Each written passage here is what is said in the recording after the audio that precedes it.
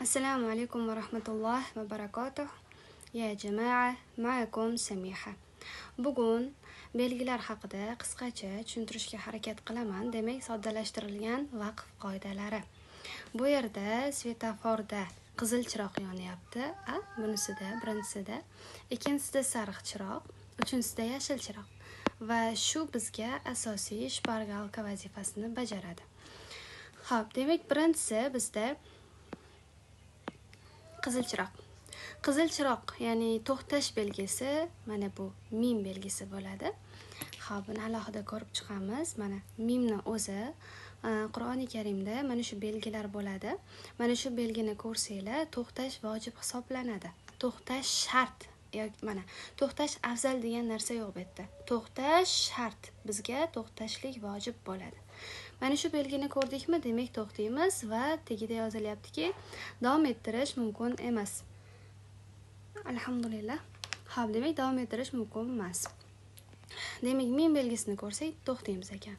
Bizda keyingi belgi, hozir keyingi belgi svetoforda sariq chiroqda turibdi. Bunga 3 ta belgini kiritamiz. Mana bu 3 ta belgini kiritamiz. Birinchisi mana bu qila deb nomlanadi. Mana bu belgi qizilda ajratilinyapti. To'xtash afzal.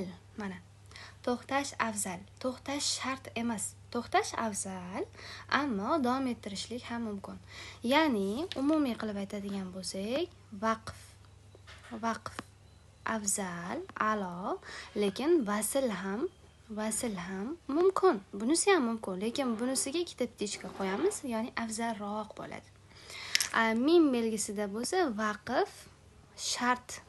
vaqf shart udarение qo'yaman, ya'ni o'zbek tilida undov belgisi. Xo'p, demak keyingi belgi bizda jim belgisi. Mana bu jim belgisi. Xo'p, keyingi belgimiz bizda jim belgisi. Bunda to'xtash va davom ettirish mumkin. Ya'ni jim belgisida ikkisi ham afzal. Yozamiz. Vaqf mumkin, vasl ikkisi ham mumkin. Ikkalasini bir xil darajada bo'ladi, ya'ni mumkinlik darajasi bir xil. Qilada bo'lsa vaqf afzalroq bo'ldi. Shuning uchun unga ikkita ptichka belgiladik. Keyingi belgimiz bizda sila deb nomlanadi. Silada mana davom ettirish afzal, ya'ni vasl afzal, ikkita ptichka qilamiz. Vaqf mumkin. Mana vaqf ham mumkin. Demak, shu yergacha qoidalarni birlashtirsak, mim belgisida to'xtashlik shart, majbur. Qila belgisida vaqf afzal, lekin vasl ham mumkin. Jim belgisida ikkisi ham bir xil darajada mumkin. Sila belgisini ko'rsanglar, demak, vasl afzal bo'ladi, lekin vaqf qilsanglar ham mumkin bo'ladi, joiz hisoblanadi.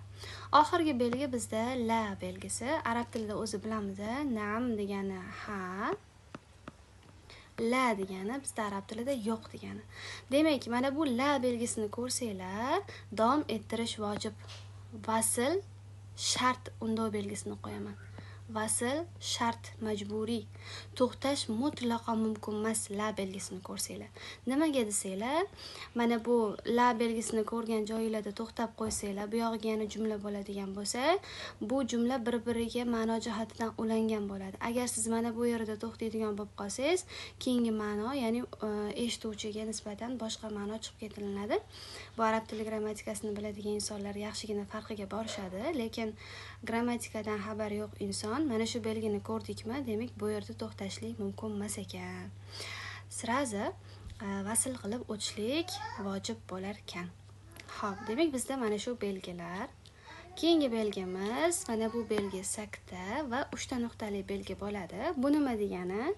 Mana bu sakta belgisi sin belgisi bo'ladi. Mana shu belgini ko'rsanglar, yengil to'xtash bo'ladi.